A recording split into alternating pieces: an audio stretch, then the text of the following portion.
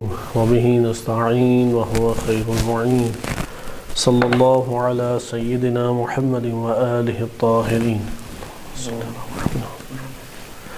الکافی سے کتاب الایمان والکفر کے ضمن میں باب الغضب میں وارد ہونے والی احادیث کا ہم مطالعہ کر رہے تھے۔ ان احادیث میں ہم نے 15 احادیث جو ہیں ان کو ایک مرتبہ تیزی سے مطالعہ کیا ہے اور انشاءاللہ تعالی آگے بھی ان سے استفادہ کرتے رہیں گے۔ آغاز میں دوبارہ انہی احادیث میں سے ایک حدیث آپ کی خدمت میں عرض کی جاتی ہے کہ نبی اکرم صلی اللہ علیہ وآلہ وسلم سے یہ روایت ہے، اس باب کی پہلی حدیث ہے کہ الغضب یفسد الایمان کما یفسد الخل العسل، ایمان کو اسی طریقے سے ضائع اور فاسد کر دیتا ہے غضب، جس طرح سے سرکہ شہد کو ضائع کر دیتا ہے۔ بالکل اسی طرح جیسا کہ شہد کے اندر اگر سرکہ ڈالا جائے تو شہد قابل استعمال نہیں رہتا، فاسد ہو جاتا ہے، خراب ہو جاتا ہے۔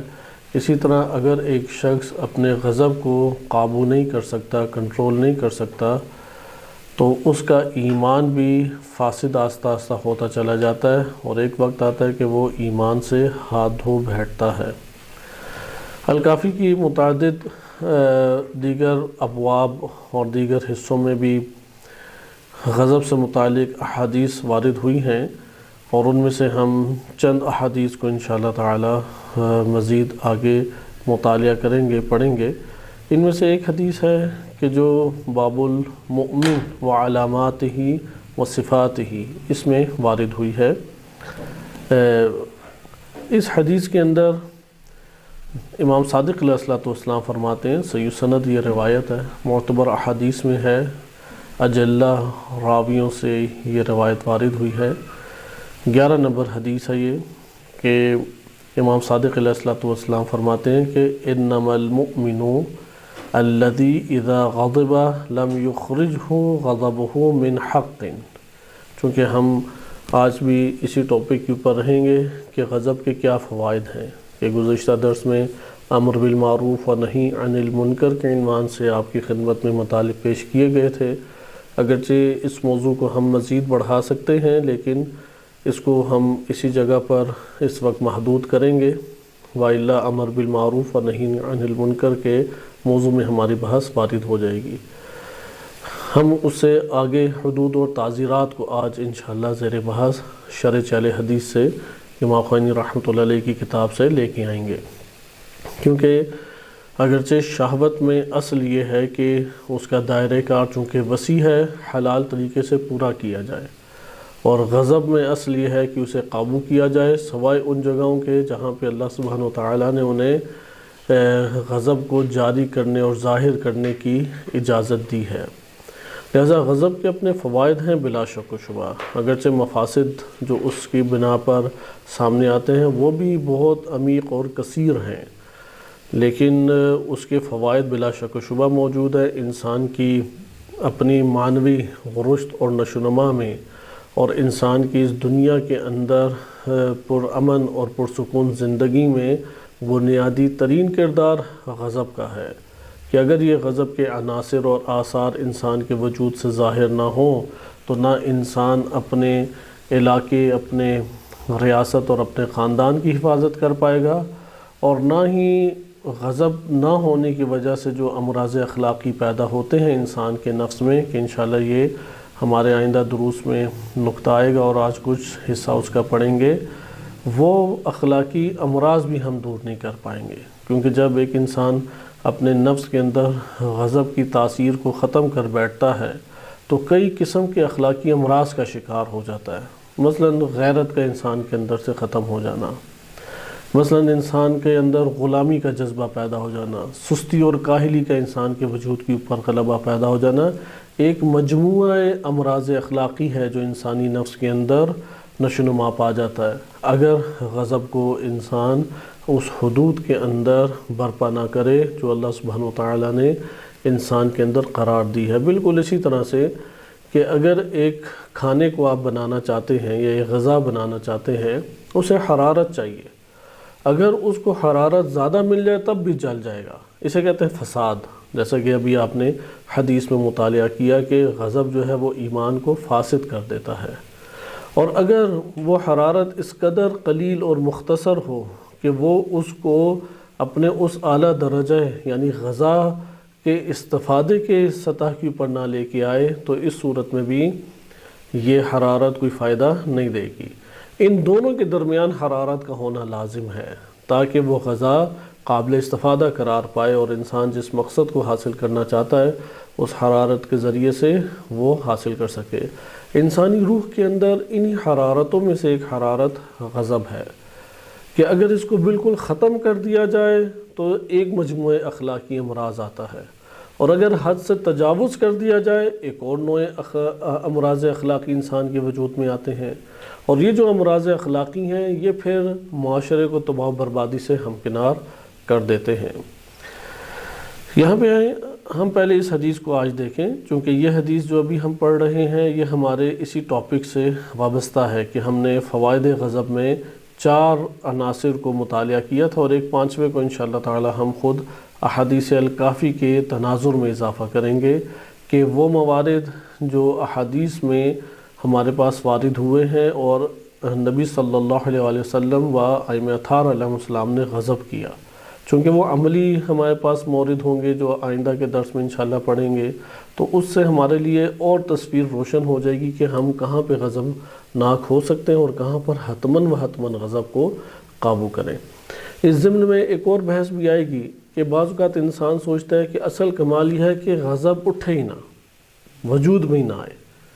یہ بات حقیقت نہیں رکھتی، کیونکہ انسان کو جب تکلیف پہنچتی ہے، جب اس کے مزاج یا اس کے طبیعت کے خلاف ایک امر سے لاحق ہوتا ہے، یا انسان جو ہے وہ نقص کی طرف آتا ہے، نقصان کی طرف آتا ہے، ضرر کی طرف آتا ہے، اندر اس کے مدافعت کی صورت میں ایک خود بخود طاقت اور قوت وہ متحرک ہوتی ہے جسے آپ غضب سے تعبیر کرتے ہیں. لہذا غضب کا ابھرنا ایک طبیعی سی چیز ہے، لیکن اس ابھری ہوئی چیز کی بنا پر عمل کو صادر کرنا یا کوئی رسپانس ظاہر کرنا یہ خلاف توقع ہے، کیونکہ انسان کو اللہ نے یہ قدرت دی ہے کہ وہ اس کو قابو کر سکے یا اس کو بٹھا سکے. پھر اس کے مدارج اور درجات ہیں کہ جس کو انشاءاللہ آگے ہم ابواب میں بھی پڑھیں گے. مثلا ایک مرتبہ ہے کظم الغیظ، جس میں جیسے امام کاظم علیہ السلام کو اسی عنوان سے کاظم کہا جاتا ہے. کظم یعنی قابو کر لیا. انہی میں سے ایک ہے حلیم، جیسے قرآن کریم میں آیت ہے ان ابراہیم لحلیم اواہ منیب. سورہ ہود میں ارشاد باری تعالیٰ ہوتا ہے لحلیم، اللہ تعالیٰ کی صفت بھی حلیم ہے، انبیاء علیہ السلام کی صفت بھی حلیم ہے. باب الحلم انشاءاللہ تعالیٰ مزید انشاءاللہ آئے گا. اسی طرح ان میں سے ایک ہے کہ صبر کرنا یا تحمل کرنا، جسے آپ برداشت کہتے ہیں، یا انہی میں سے ہے کہ حبس کر لینا، اپنے نفس کو روک لینا. تو یہ چیزیں انشاءاللہ تعالیٰ یہ اپنے طور پہ مراتب یا مترادف کی صورت میں تکرار ہوتی ہیں. فوائد میں ہم نے پہلا فائدہ پڑھا تھا کہ نوع انسانی کی بقا اسی کے اندر ہے. غضب نہیں کرتا تو نہ فرد انسان کی بقا باقی رہے گی اور نہ ہی اس کے نسل اور خاندان اور ریاست اور علاقہ اس کا محفوظ رہے گا. اس کے بعد اسی ضمن میں ہم نے مطالعہ کیا کہ انسان کے ارد گرد جو موجود ماحول اور فضا ہے وہ معاشرے سے مربوط ہے. معاشرے کی بقا بھی اسی کے اوپر ہے. سارا معاشرہ فاسد ہو جائے گا یا سارا معاشرہ جو ہے وہ غلام بن جائے گا اگر انسان غضب کے ذریعے سے دشمنان سے اپنے معاشرے کے نظام کو محفوظ نہ کر سکے. یعنی بالفاظ دیگر ایک ہے فائدہ نوع انسان و فرد انسان و نوع انسان. نوع انسان جب ہم کہتے ہیں تو انسان کی نسل اور اس کی آبادی تمام انسان مراد ہوتے ہیں. فرد انسان یعنی ایک فرد، جیسے ہر شخص کو کبھی عزت مال جان کا خطرہ لاحق ہو سکتا ہے تو وہاں پہ وہ اس سے بچنے کے لیے غضب کا اظہار فوراً کرتا ہے. اسی طرح بعض اوقات نوع انسان کو خطرہ پیش آ جاتا ہے. یہ تو ایک ہو گیا فائدہ کہ غضب کے ذریعے سے اسے بچاتا ہے. دوسرا ہمارے پاس جو مورد آیا وہ تھا کہ معاشرے کو بچاتا ہے. یعنی معاشرہ نظاموں کے ذریعے سے بچتا ہے۔ اب اس میں ہم تفصیل میں نہیں جا سکتے کہ نظاموں کی کیا اہمیت ہے، لیکن امام خمینی رحمۃ اللہ علیہ نے ذکر کیا ہے کہ مدخلیت عظیم در تشکیل مدین فاضل و نظام جامع دارت، یعنی یہاں پہ نظام مدینہ فاضلہ و نظام معاشرہ کو، معاشرے کے اندر ایک نظام کو برپا کرنے میں غضب کا کردار ہے۔ جب تک وہ طواغیتی اور باطل نظاموں کے خلاف غصہ برپا نہیں کرے گا تو کیسے وہ ان باطل اور فاسد اور شیطانی ابلیسی نظاموں کے خلاف کوئی قدم اٹھا سکتا ہے۔ حتیٰ کہ اگر ادارہ سازی بھی دیکھی جائے تو ادارہ سازی اسی لیے کی جاتی ہے، مثلا ایک جگہوں پہ کسی قسم کے دینی افکار اور نظریات اور نشر تعلیمات اسلامی کا اہتمام ہی نہیں ہے، تو ادھر انسان غصہ، غم اور غضب اٹھاتا ہے، اور پھر کوئی مثلا مدرسہ، امام بارگاہ، مسجد یا کوئی کمیونٹی کو ایجاد کرتا ہے، یہ اسی غضب کا نتیجہ ہے۔ بہرحال یہ گفتگو ہماری گزر چکی ہے۔ تیسرا ہمارے پاس جو مورد آیا تھا وہ مورد امر بالمعروف و نہی عن المنکر کے باب میں تھا، چونکہ جب وہ منکرات کو دیکھے گا تو ادھر اپنی قدرت اور اپنی استطاعت کو مد نظر رکھتے ہوئے منکرات کو انجام دے گا، اور واجب بھی حصہ اسی میں ہے۔ اور چوتھا امر ہمارے پاس آ جاتا ہے کہ حدود اور تعزیرات، مجرم کے اوپر جو سزا ہے وہ عائد کی جائے۔ اگر انسان کے اندر غضب اور غصہ یا اس میں غم اور حزن نہیں اس حوالے سے اٹھائے گا تو وہ مجرم کے اوپر واقعی سزا کو برپا نہیں کر سکے گا۔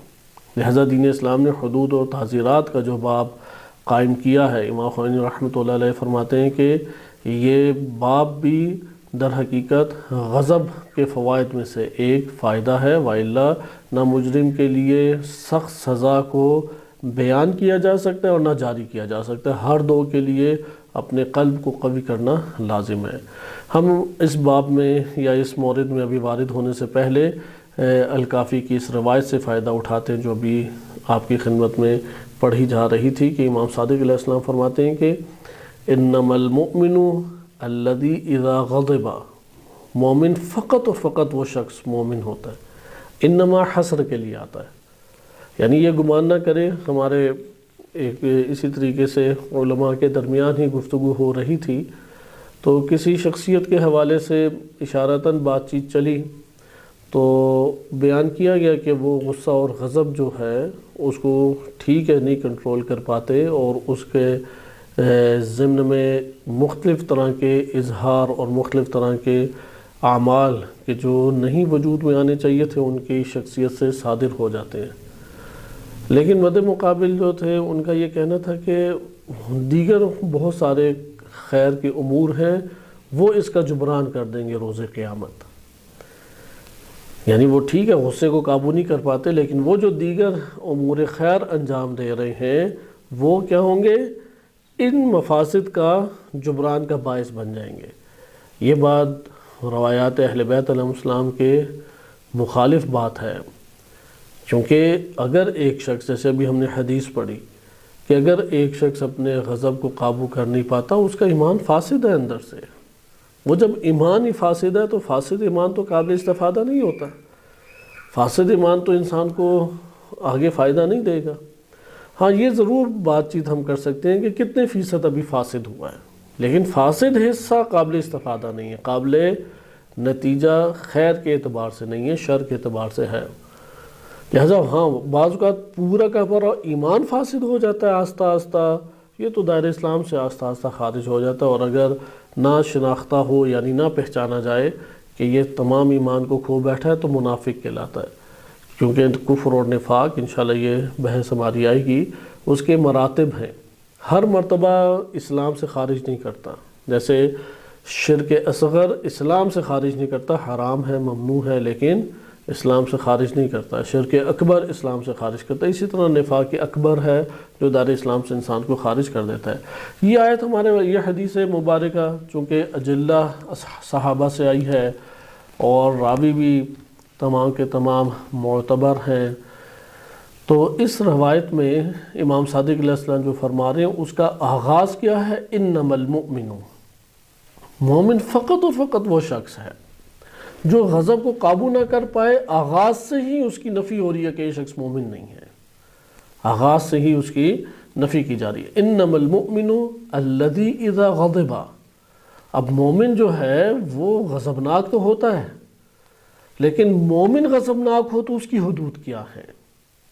کیونکہ یہ تو ہمیں واضح ہے کہ غضب کے اسباب دنیا میں کثیر اللہ تعالیٰ نے خلق کیے ہیں، کثیر، وہ تو قابو ہی نہیں کیے جا سکتے، نہ ختم کیے جا سکتے۔ جب تک دنیا کی مادی زندگی برقرار ہے، حتیٰ کہ حکومت امام زمان عجل اللہ تعالیٰ فرجہ الشریف کے بعد بھی اسباب غضب نہیں ختم ہو سکتے، وہ انسان کی اس دنیا کے اندر قائم دائم رہنے والے ہیں، دنیا کا تقاضا ہے، یہ جنت اللہ نے دنیا کو نہیں بنایا، لیکن رسپونس مختلف طرح کے آتے ہیں۔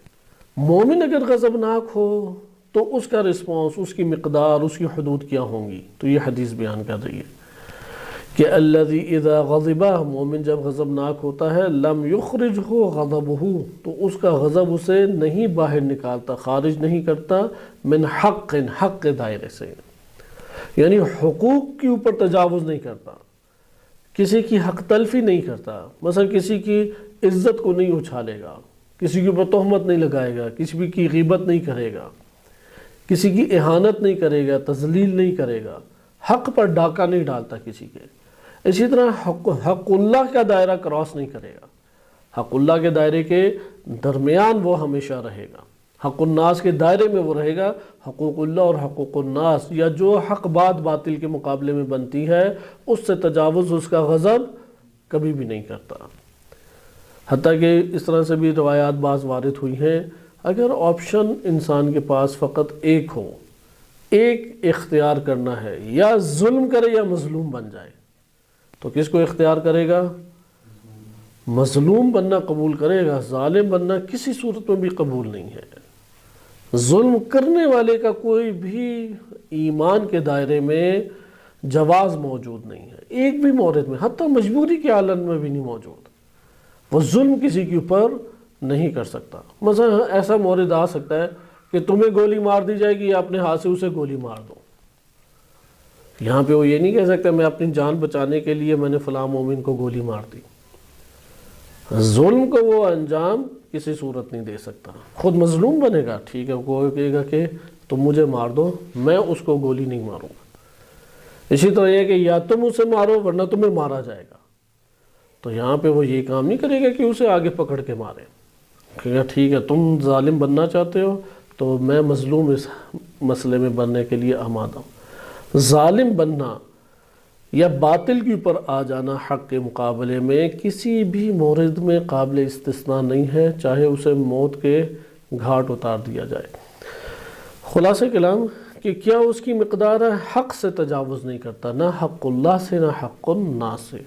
پھر آگے بیان فرماتے ہیں امام صادق علیہ السلام، وَإِذَا رَضِيَ لَمْ يُدْخِلْهُ رِضَاهُ فِي بَاطِلٍ، اور اگر وہ کسی شے سے راضی ہوتا ہے تو اتنی مقدار رضایت کی نہیں ہوتی کہ وہ باطل میں جا کے اسے دھکیل دے، اس کی رضا اسے باطل کا شکار نہیں کرتی۔ اگر غضب اسے باطل کا شکار نہیں کرتا، حق کے دائرے میں رہتا ہے، تو اس کے رضا جو ہے وہ بھی اسے باطل کا شکار نہیں کر سکتی، وہ باطل میں نہیں، راضی ہوتے ہوتے خوش ہوتے ہوئے جا کے باطل میں گر پڑے، ایسا نہیں ہو سکتا۔ وَإِذَا قَدَرَ لَمْ يَأْخُذْ أَكْثَرَ مِمَّا لَهُ، اور اگر وہ قدرت مند ہو جائے، بعض اوقات ہوتا ہے نا اموال کثیر آ جاتے ہیں، امانت دار ہوتا ہے لوگوں کے اموال کا، موقع ملتا ہے کہ جتنا اٹھا سکتے اٹھا لو، اب قدرت مند ہو گیا تو جو اس کے لیے بن سکتا ہے اس مقدار سے اوپر نہیں لے گا، مما لہو، جو اس کے لیے جائز ہے، جو اس کے لیے حلال ہے، اس سے زیادہ وہ اپنی قدرت کا استعمال نہ بیت المال پہ کرے گا، نہ اپنے طور طریقوں اور اختیارات پہ کرے گا۔ مثلا ایک دوسرے سے تعلق قوی کر کے قریب ہو کے استفادہ کرنے کا دنیا بھر میں ہی ایک رواج بھی ہے، اور دین بھی اس کی اجازت دیتا ہے کہ ایک دوسرے کی تعاونوا علی البر والتقوی، اس میں تم ایک دوسرے کی مدد کرو۔ لہذا تعلقات استوار کر کے ایک مطلب کو نکالنا، ایک مطلب کو لینا یا اپنے مطلب کو حاصل کرنا، یہ زیرکی شمار ہوتی ہیں معاشروں کے اندر۔ لہذا یہاں پر روایت آ کے واضح بیان کرتی ہے کہ یہ زیرکی ٹھیک ہے استعمال کر سکتا ہے انسان، لیکن کتنی مقدار جو اس کے لیے حلال اور جائز ہے۔ جو اس کے لیے حلال اور جائز نہیں ہے وہ کسی بھی صورت میں درست نہیں ہے، اور یہ مسائل بڑے پیمانے پہ متاثر کرتے ہیں معاشروں کو، حتیٰ کہ دینی حلقوں میں بھی ان کی رعایت بعض اوقات ایسا نظر آتا ہے، بعض ایسے موارد کہ نہیں کی جا رہی ہوتی۔ جیسے کہ یہاں پہ نور سافٹ ویئرز جو ایک قومی ادارہ ہے ایران کا، یعنی گورنمنٹ کا ادارہ ہے، اب وہ بڑا تحقیقی ایک کام ہے اور سخت و مشکل کام ہے۔ تو پرانی بات ہے 2013-14 کی کہ زیارات کا شرف نجف اشرف میں حاصل ہوا، ایک پاکستانی طالب علم ظاہراً اپنے آپ کو کہتے تھے، ان سے ملاقات ہوئی تو مصروفیات ان سے پوچھیں تو انہوں نے عرض کیا کہ شب و روز ایک ہی کام میں لگا ہوا ہوں، اور انجام پا جائے تو بہت بڑی دینی خدمت ہے اور بڑی حد تک ہم کر چکے ہیں، اور وہ یہ ہے کہ وہ تمام CDs کے کوڈ توڑ رہے تھے تاکہ وہ فری میں سارے استعمال کریں۔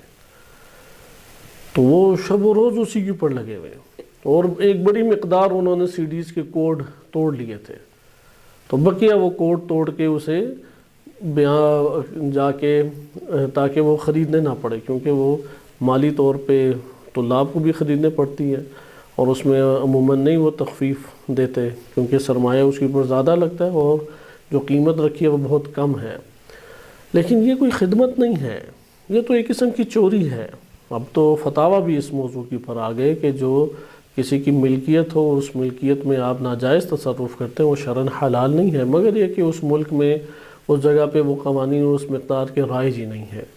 جیسے یہ ونڈوز ہے کہ غربی ممالک میں وہ قانون ادھر رائج ہے، لیکن یہ جو دیگر ممالک ایشیائی سینٹرل ایشیا کے پاکستان، ایران وغیرہ میں یہ قانون لاگو ہی نہیں ہے، جاری نہیں ہے۔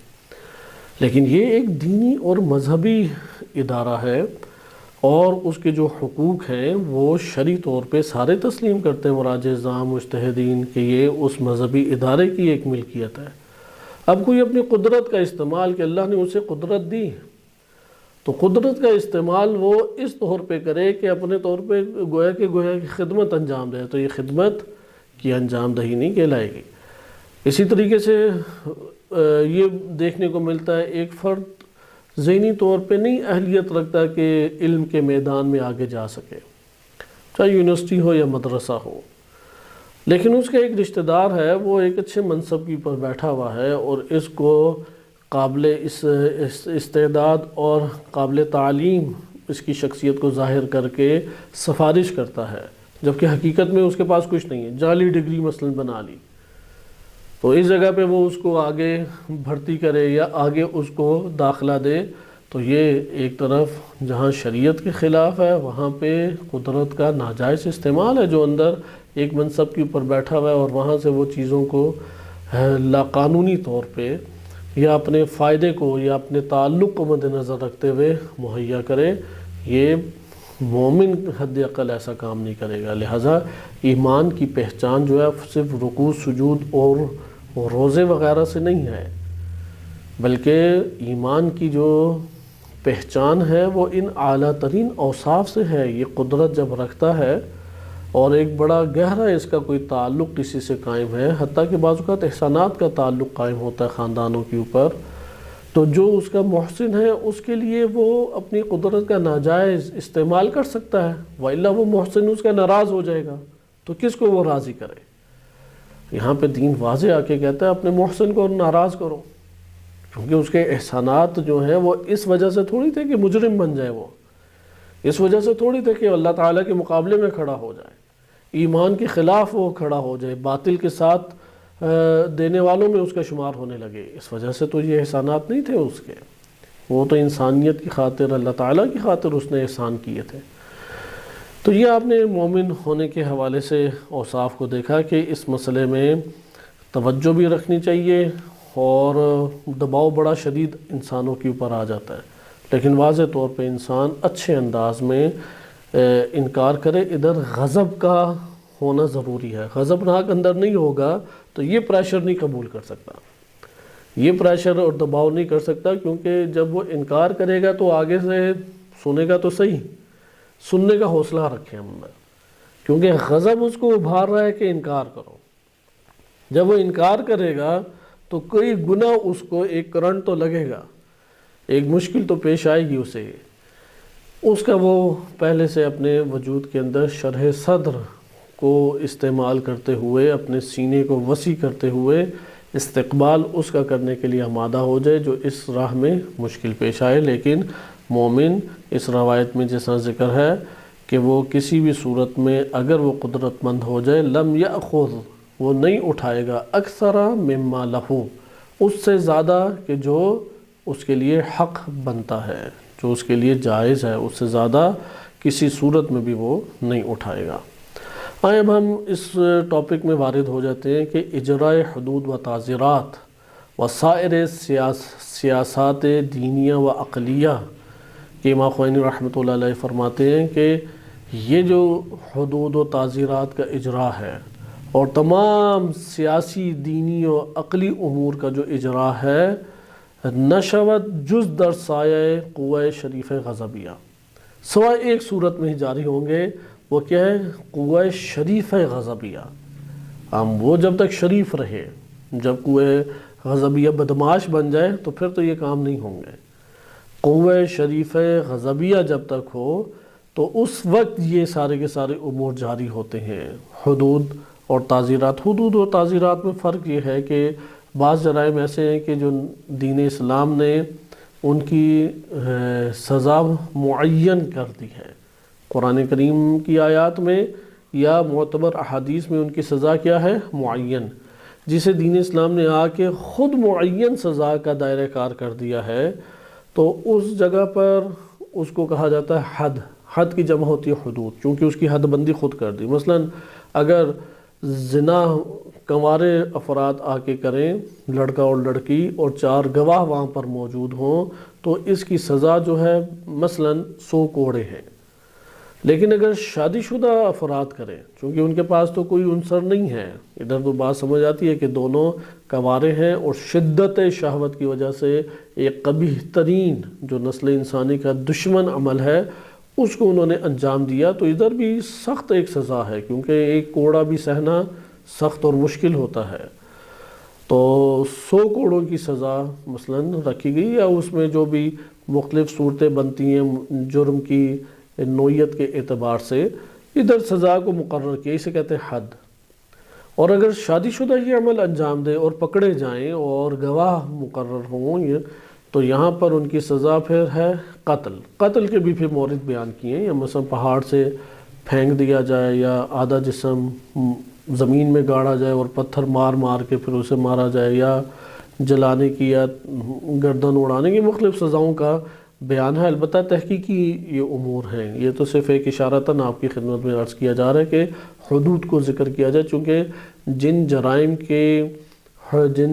کی سزا حد کے عنوان سے آئی ہے، یعنی اسلام نے جن جرائم کی سزاؤں کو معین کیا ہے وہاں پر مشترکہ طور پہ آپ کے سامنے ایک نقطہ آتا ہے کہ وہ در حقیقت اس کو علناً کرنے کا اس میں ایک بڑا دخل ہے.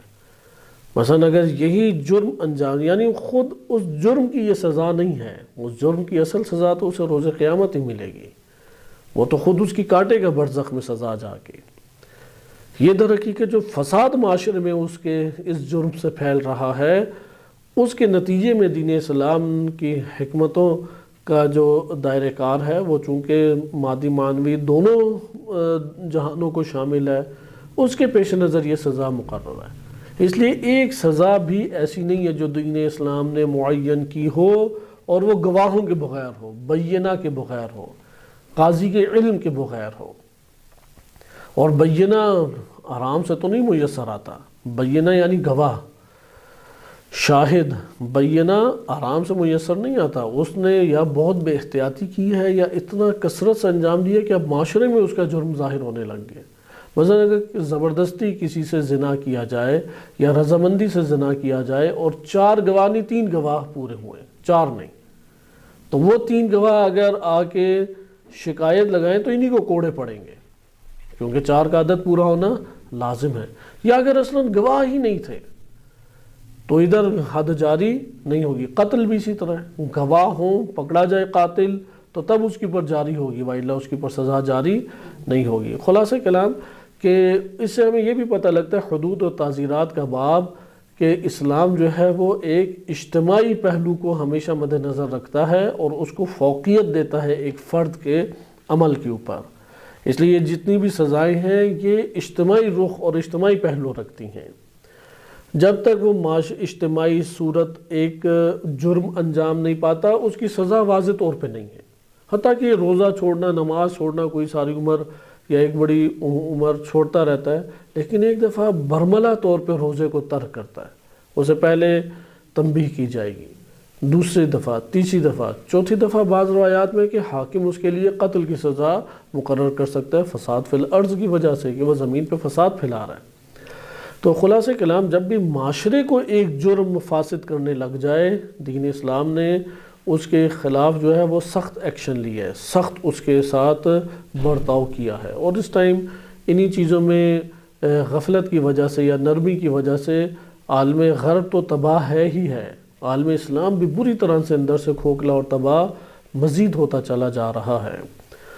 اگر یہ اجتماعی امور میں جو مفاسد ابھرتے ہیں ان مفاسد کے خلاف اسی طرح کا سخت ایکشن قانونی طور پہ، عدالتی طور پہ کیا جاتا تو اس طرح کے بہرا روی آشکار نہ ہوتی۔ ایک گندگی تو ہمیشہ رہتی ہے، لیکن گندگی اگر گٹر سے یا ان چیزوں سے، نالیوں سے باہر نکل آئے تو وہ بہت کبھی منظر پیش کرتی ہیں۔ اس لیے دین اسلام نے بھی اس چیز کو روکا ہے کہ جب یہ گندگی باہر معاشرے کے اندر نکلنا شروع ہو جائے تو اسے کنٹرول فوراً سخت طریقے سے کرنے کی ضرورت ہے۔ وہ جب تک اپنے نالیوں میں اور اپنے کونوں خدروں میں موجود ہے تو اس کو وعظ اور تبلیغ اور دیگر ذرائع سے اسے کنٹرول کرنے کا حکم ہے۔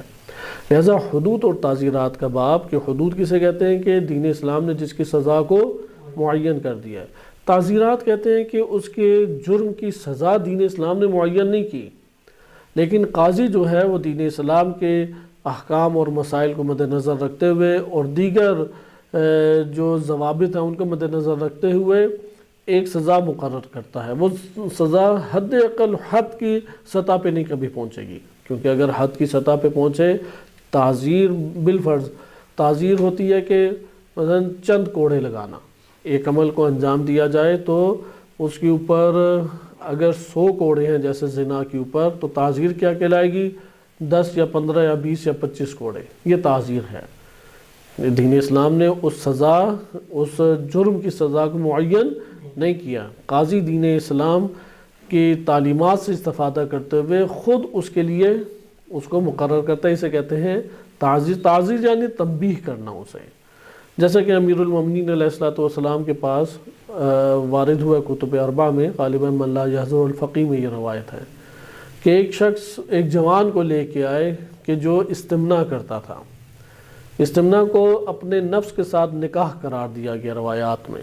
اہل سنت کے بعض فقہ میں جیسے حنبلی فقہ میں وہ جائز ہے، لیکن مکتب اہل بیت علیہ السلام کی نگاہ میں قطعاً وہ جائز نہیں ہے، تاکہ ان کی نظر میں خواتین کے لیے بھی یہ عمل انجام دینا جائز ہے۔ بعض نے مجبوری میں کہا ہے اور بعض نے مجبوری کے علاوہ اس عمل کو جائز قرار دیا، لیکن مکتب تشیع میں یہ اہل بیت علیہ السلام کی روایات میں 3-4 الفاظ کے ساتھ وارد ہوا ہے کہ اپنے آپ کے ساتھ نکاح کرنا، یعنی اپنے بدن کے ساتھ انسان کا اس طرح سے سلوک کرنا کہ اس سے مادہ منویہ خارج ہو جائے، اسے کہتے ہیں استمنا۔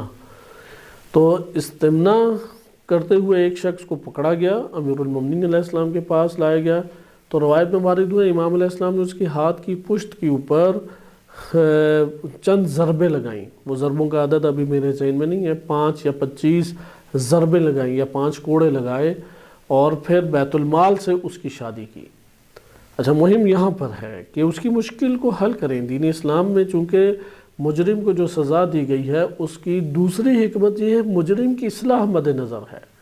اول تو طہارت ہے زمین کی، معاشرے کو پاک اور طاہر کیا جائے، یہ پہلی حکمت ہے، لیکن طہارت کے ساتھ ساتھ مجرم سے دشمنی نہیں ہے، انتقام نہیں ہے، بلکہ مجرم کی کیا ہے؟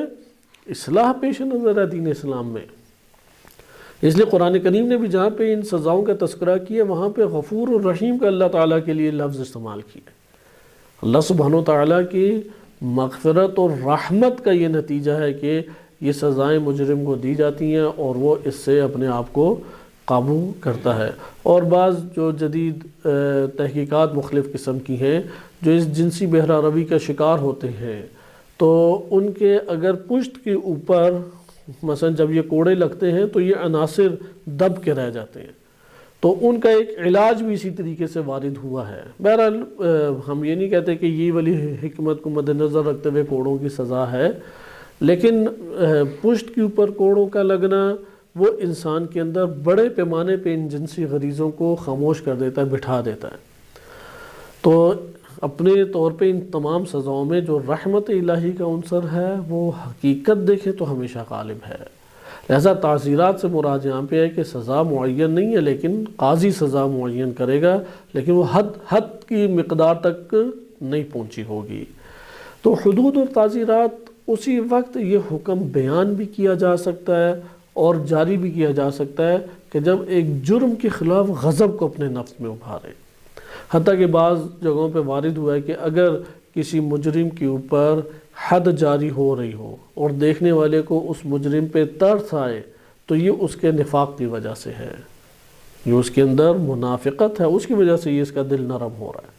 ہر جگہ پہ دل کا نرم کرنا وہ ایمان کی علامت نہیں ہے. لہذا جرم کی مقدار جو ہے، اب اس کی تصویر کشی بڑی قبیح غرب نے پیش کی، کیونکہ بہرحال پروپیگنڈے کا دور ہے، فساد کا دور ہے، تو اس سے فائدہ بھی اٹھایا جاتا ہے. جیسا کہ ایران کے اندر گشت ارشاد کے نام سے جب ادارہ امر بالمعروف و نہی عن المنکر کا کھلا تو ان کے خلاف علماء کی حد تک ایسا پیش کیا گیا. جیسا کہ ابھی ایک خبر تازہ میڈیا پہ چل بھی رہی ہے کہ ایران کے جو رئیس جمہور ہیں پزشکیان، وہ ان کی ملاقات مراجع اعظام سے پچھلے ہفتے ہوئی ہے، تو آیت اللہ ناصر مکارم شرازی حفظہ اللہ تعالیٰ سے بھی ان کی ملاقات ہوئی. اب خبر کا ٹائٹل یہ ہے کہ ان کا بیان ہے کہ آیت اللہ ناصر مکارم شرازی نے انہیں فرمایا کہ ہم روز اول سے ہی گشت ارشاد کے خلاف ہیں. یہ تحریف ہے خبر میں. بعض اس کی جو صورتیں ہیں اس کے اوپر ان کا اعتراض تھا. مثلا ادارہ امر بالمعروف نہی عن المنکر کا ایک ادارہ بننا اور ان کا گشت، یعنی وہ چکر کاٹتے تھے اپنے گاڑی اور اس سمیت جہاں پہ مفاسد کو علناً دیکھتے تھے تو ادھر تنبیہ کرتے تھے، چھیڑتے نہیں تھے، مار کٹائی اور یہ نہیں کرتے تھے یا توہین و تذلیل نہیں کرتے تھے. اتنا خلل ایجاد کرتے تھے کہ ایک بدمزگی ان کے لیے پیدا ہونا بھی چاہیے. علناً ایک مفاسد ابھرتے ہیں. تو یہ جب سے ادارہ بنا ہے تب سے آغاز میں انہوں نے اتنا یہاں پہ مسائل پیدا کیے ہیں کہ یہ عملی طور پہ نہیں اپنی امور کو انجام دے سکا. اس لیے مفاسد آئے روز ادھر بڑھتے چلے جا رہے ہیں.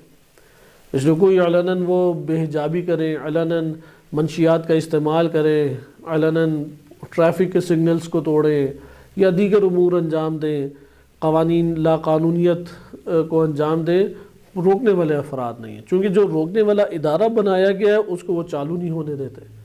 اور اس کو روکتے کیسے ہیں؟ پروپیگنڈا کے ذریعے سے. اب یہ جو پروپیگنڈا، کیونکہ بعض جگہوں پہ کوتاہی تو بلا شک و شبہ، جب ایک ادارہ بنتا ہے معصوم اشخاص تو بیٹھے نہیں ہیں، اور جوان اور تازہ خون جو ہوتا ہے وہ جب آگے سے برخورد سخت اور شدید ہوتا ہے، چونکہ گالم گلوچ تک نوبت پہنچ جاتی ہے. یہاں پہ تو عام ہے یہ بات، کیونکہ جب سے حجاب کا ادھر قانون بنا ہے تو جو شخص بھی عالم ہو غیر عالم ہو، وہ خاتون کو جو فحاشی یا بے پردگی پھیلا رہی ہے اسے اتنی سی بھی تنبیہ کرتا ہے کہ چادر کی رعایت کریں آپ، یعنی حجاب کی رعایت کریں. صرف اتنا سا جملہ بولتا ہے، وہ پوری قوت کے ساتھ اونچی اونچی گالم گلوچ شروع کر دیتی ہے. اب اسے پکڑنا کسی نے بھی نہیں ہے. پکڑے گا، پکڑنے والا ادارہ ہے، اس کی وہ ویڈیوز بنا کے مسخ کر کے اس کا چہرہ پیش کرتے ہیں کہ جس نے پکڑنے کا کام انجام دینا. تو بہرحال پولیس آتی ہے، وہ تھوڑا سا معاملہ رفع دفع کرتی ہے، چلی جاتی ہے، وہ پھر اسی طرح سے امور انجام دینا شروع کر دیتے ہیں. اچھا، یہ صورتحال جو ہے حدود و تعزیرات کے باب میں بھی بنائی گئی، اور اس کو ایسا بڑا ظلم کر کے بیان کیا گیا کہ اس سے بڑا ظلم ہے ہی نہیں. جیسے داعشی اصل میں انہی کے ایک پالتو صہیونی اور امریکیوں کے ایک پالتو گروہ ہے جنہوں نے اس کو وجود دیا. اب یہ جب آئے شام کی سرزمین پر تو انہوں نے بندوں کو پکڑا اور پہاڑوں سے نیچے پھینکا. کوئی گناہ بھی ثابت نہیں ہے، ان کے سامنے وہ فوراً تسلیم نہیں ہوئے تھے. یا بندوں کو پکڑا اور گردنیں انہوں نے اڑا دی اور کہا کہ یہ ہم نے حد جاری کیا، پکڑا اور ہاتھ سارے کے سارے کاٹ دیے. یا یہ کیا کہ انہوں نے ان کو آدھا جسم زمین میں ڈالا اور پتھر مار مار کے مار دیا. اب اس کی جب تصویر کشی کر کے باہر وائرل کیا جاتا ہے تو لوگ جو ہیں وہ اس حوالے سے بے قرار ہوتے ہیں اور احتجاج اس سے ابھرتا ہے اور ایک اسلام کا قوی منظر پیش کیا جاتا ہے، جس کی وجہ سے حدود اور تعزیرات معاشرے کے اندر انجام دینا وہ مشکل بن جاتا ہے. جبکہ یہی بدترین طریقے سے اعمال خود یہ غرب، خصوصاً فرانس میں جو احتجاج ہوتے ہیں، کئی گنا بدترین طریقے سے ایک برتاؤ اور رویہ اختیار کرتے ہوئے ان کو بعض اوقات موت کے گھاٹ اتار دیتے ہیں. تو خلاصہ کلام کہ یہاں پہ حدود اور تعزیرات میں ہمارے پاس یہ بات آئی کہ بلا شک و شبہ اس مسئلے میں جرم کے خلاف غصہ اور غضب کا اندر ابھرنا لازم ہے. نہیں ابھرتا تو یہ مرض نفاق ہے. جرم کو دیکھے اندر غم اور غصہ نہ ابھرے، غضب نہ ابھرے، تو یہ مشکل کیا ہے اس شخص کی کہ یہ اس کے اندر مرض نفاق بڑھ رہا ہے. اس مرض کی وجہ سے اس کو بدبو نہیں آ رہی، اس مرض کی وجہ سے یا عادی اس کا جسم ہو گیا، اس کا وجود عادی ہو گیا اس برائی کا، اس گندگی کا. جیسے کوڑے کے ڈھیر کے پاس آغاز میں جاتا ہے تو بہت زیادہ بدبو انسان کو ایک محسوس ہوتی ہے، لیکن جب وہ اس جگہ پر تھوڑی دیر رہتا ہے تو پھر وہ احساس نہیں کرتا اس بدبو کو. تو یہی ہے کہ بعض اوقات برائی میں رہتے رہتے انسان اندر سے اتنا آلودہ ہو جاتا ہے کہ اسے برائی کا احساس ہی نہیں ہو رہا. ہر دو اسباب وہ نفاق کا سبب بنتے ہیں، یا اس کے لیے اس برائی کی قیمت ہی ختم ہو گئی ہے یا وہ اس برائی کا عادی ہو گیا ہے. ہر دو اس کے اندر نفاق کے بیجوں کو نشو نما دیتے ہیں. لہذا برائی جب بھی دیکھے یعنی منکرات جب بھی دیکھے تو اس کے وجود میں غضب کا ایک احساس ابھرنا لازم ہے، قوت غضبیہ کا متحرک ہونا لازم ہے. یہ زندہ اور حی شخص ہے. اب وہ منکرات سے نہیں کر سکتا تو بہت خوب، لیکن سارے کے سارے منکرات ستائے نہیں کہ نہیں ہیں. یہ حدود و تعزیرات وہ منکرات ہیں جس میں انجام دینے والا علناً مجرم بن چکا ہے. اس جگہ پہ نہیں تو اسے کی جائے گی کہ تم یہ امور انجام نہ دو، لیکن سزا بھی جاری کی جائے گی. اس جگہ پہ صرف نصیحت سے کام نہیں چلے گا، اور عدالت کا تقاضا ہی یہ ہے کہ اس جگہ پہ اسے نہیں عن المنکر تو کیا جائے لیکن حد بھی ساتھ ساتھ جاری کی جائے. بے شک اس نے توبہ کیا یا نہیں، وہ مومن بن گیا، صالح بن گیا، تب بھی حد جاری کی جائے گی چونکہ جرم انجام دیا اس نے. جیسے یہ ولید بن عقبہ کہ کوفہ میں شراب پیتے ہوئے نماز اس نے پڑھائی، اہل سنت میں صحابہ صغار میں اس کا شمار ہوتا ہے. تو شکایت لگی، جرم ثابت ہوا، اب کوئی جرت نہیں کر رہا. خلیفہ سوم کے پاس پیش کیا گیا کیونکہ جس نے بھی کوڑا چلانا ہے اس کے بعد اس کی شامت تو خوب آنی ہے. کیونکہ جب بڑی بڑی شخصیات اور جن کے قبیلے بھی قوی تھے وہ تشدد سے اور ظلم و ستم سے اور ان کی بدماشی سے نہیں بچ سکے جو عثمانی حکام اس دور میں موجود تھے، تو یہ جس نے کوڑا جلانا ہے یا جس جج نے سزا سنانی ہے یہ کیسے بچے گا؟ تو بہرحال سزا تو سنائی گئی اسے. اب وہاں پر موجود ہے کوڑا کون چلائے؟ تو کوئی بھی نہیں اٹھ رہا تھا.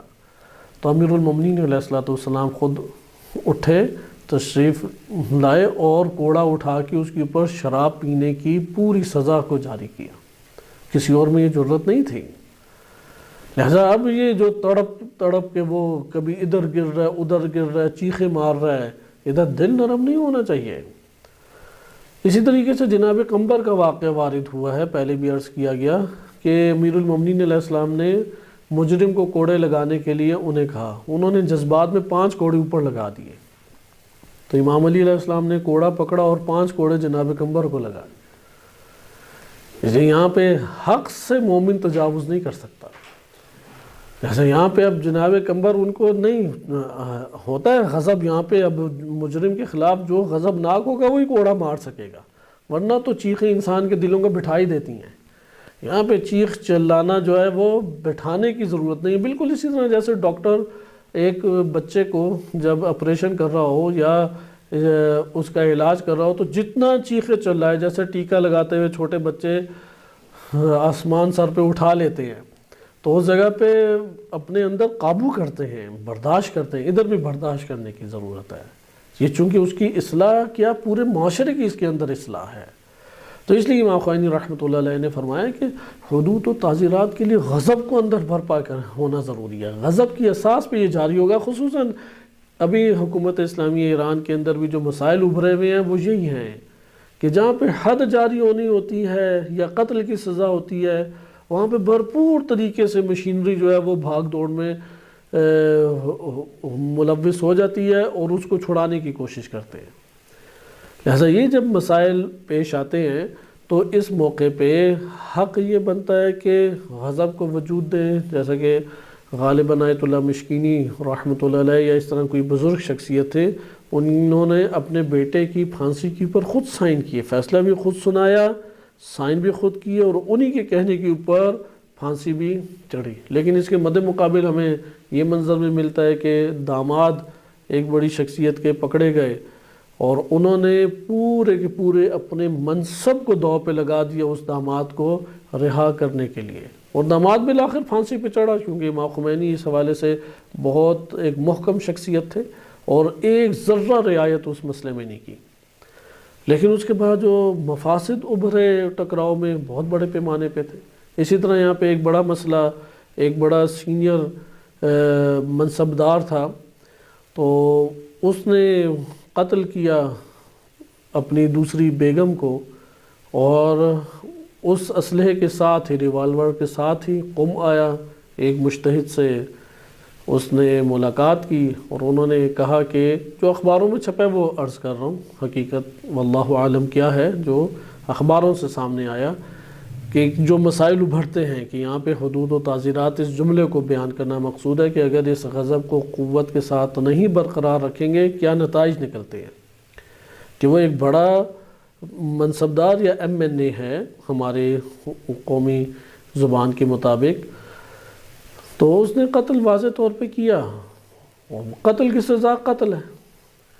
تو وہ یہاں پہ آیا، ایک مجتہد یا عالم دین سے ملا، انہوں نے کہا گرفتاری دے دو، تو وہ آیا جناب معصومہ سلام اللہ علیہ کی زیارت کی اطمینان سے، اور جا کے اسلحے سمیت زیارت کی، حاضر ہوا، گرفتاری دی اور اسلحہ بھی پکڑایا اور اعتراف جرم کیا۔ اب یہاں پہ جو افراد تھے، چونکہ یہ روحانی کے دور کا واقعہ اور یہ روحانی کا طرفدار تھا، کیونکہ اس دور میں دینی طبقہ دو حصوں میں تقسیم تھا۔ دینی طبقہ تو نہیں تقسیم تھا، یہ کہنا چاہیے کہ روحانی کے عنوان سے ایک ماڈل جاری کیا گیا ایرانی معاشرے کے اندر، اسے برسر اقتدار کئی اسباب کے ذریعے سے لایا گیا، تو ان میں سے یہ اسی کا ایک کارندہ تھا، ایک بڑی پوسٹ کے اوپر تھا۔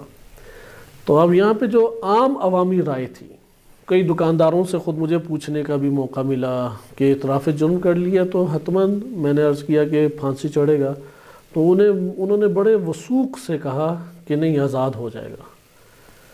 تو 3 سے 4 مہینے بعد آزاد ہو گیا وہ۔ اب کیسے وہ آزاد ہوا کہ وہ جو خانوادہ تھا مقتول کا، ان کو بہت بڑی مالی ایک پیشکش کی اور جان کا خطرہ لاحق کیا، دھمکیاں دی گئیں۔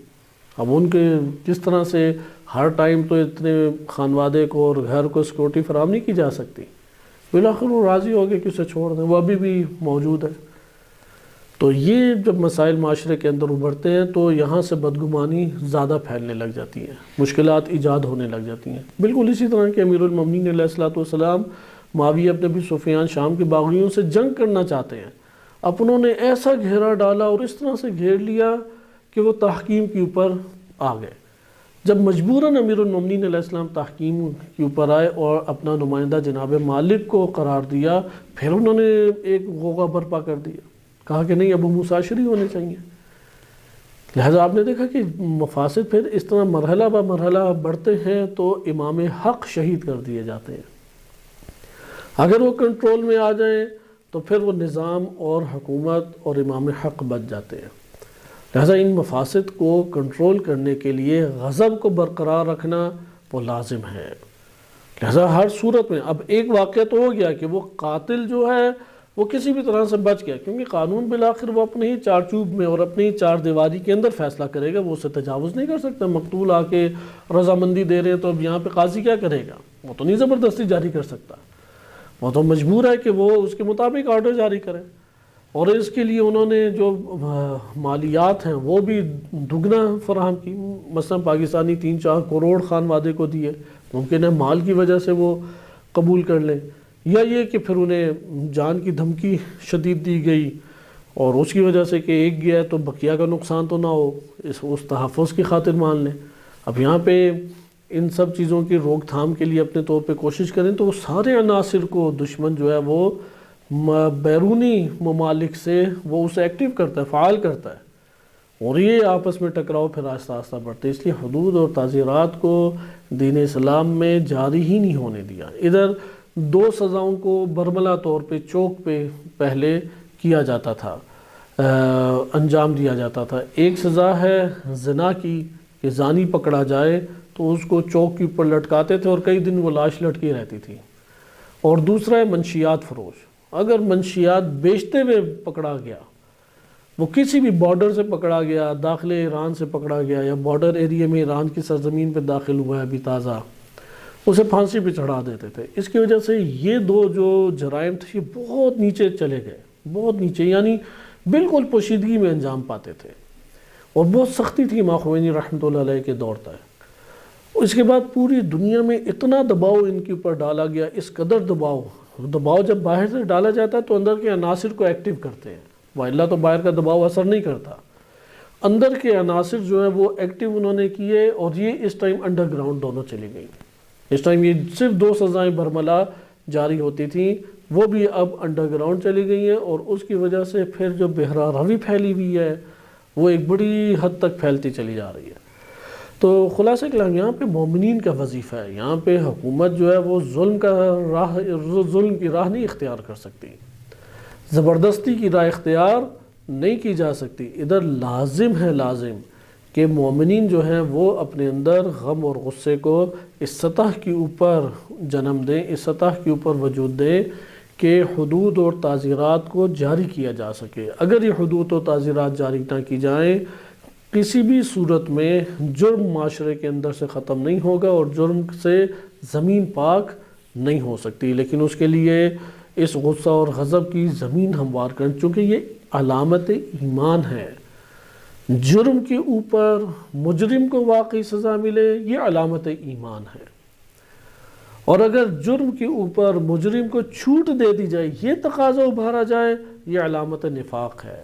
یہ علامت، چونکہ ہر سطح کی رحم دلی جو ہے وہ ایمان نہیں کہلاتی، ہر سطح کی رحم دلی۔ مثلا غرب میں چونکہ بم کبھی نہیں پھٹے تو ان کے سامنے میڈیا شو بھی نہیں کرتا، تو ان کے لیے مرغی بھی ذبح ہو تو ان کا دل دہل کے رہ جاتا ہے۔ لیکن ادھر وہی انہی کے ملک کے اوپر بیٹھی جو فورسز ہیں اور حکومت ہے وہ پوری دنیا میں قتل عام کر رہی ہیں، لیکن یہ عوام اس سے بے خبر ہوتی ہے۔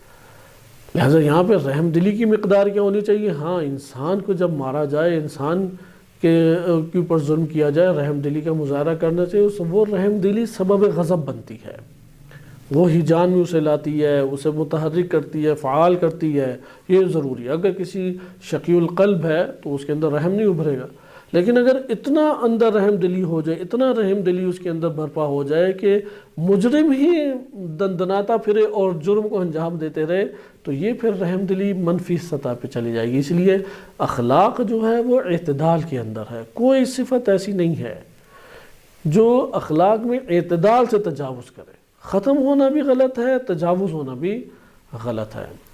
اس میں آخری نقطہ اور اس کے اوپر گفتگو ختم کرتے ہیں، اور انشاءاللہ تعالی ہم فوائد غضب کا اگلا پہلو اگلے درس میں پڑھیں گے، اور وہ پہلو یہ ہے کہ امام خمینی رحمۃ اللہ علیہ نے شرح چہل حدیث میں یہ ذکر کیا ہے کہ سائر سیاسات دینیہ و عقلیہ، کہ جتنے بھی سیاسی دینی جو امور ہیں وہ اسی غضب کی اساس کے اوپر جاری ہوں گے۔ اس کی صورت میں بھی ایک علماء میں برپا ہونے والے اختلاف کی طرف اشارہ کیا جائے کہ بعض اس بات کے قائل تھے اسی حکومت اسلامی ایران میں بڑی شخصیات میں سے کہ جو فلسطین کا مسئلہ ہے یا ایران جو بیرونی طور پہ ایک موقف حکومت اسلامی کی اساس کے اوپر رکھتا ہے وہ واپس لے لے اور صرف اندرونی مسائل کو حل کرے. کیوں اس نے امریکہ اور اسرائیل سے دشمنی پالی ہوئی ہے؟ دیگر تمام کے تمام ممالک ہیں، خلیجی ممالک ہیں، عرب ممالک ہیں یا دیگر ممالک، وہ ان سے ایک اچھے ملن نثار طریقے سے روابط کو ایجاد کرتے ہیں اور فائدہ اٹھاتے ہیں. تو ایران کو بھی یہ چاہیے کہ امام خمینی رحمۃ اللہ علیہ کا وہ 8 سالہ دور گیا، اس کے بعد حالات تبدیل ہیں.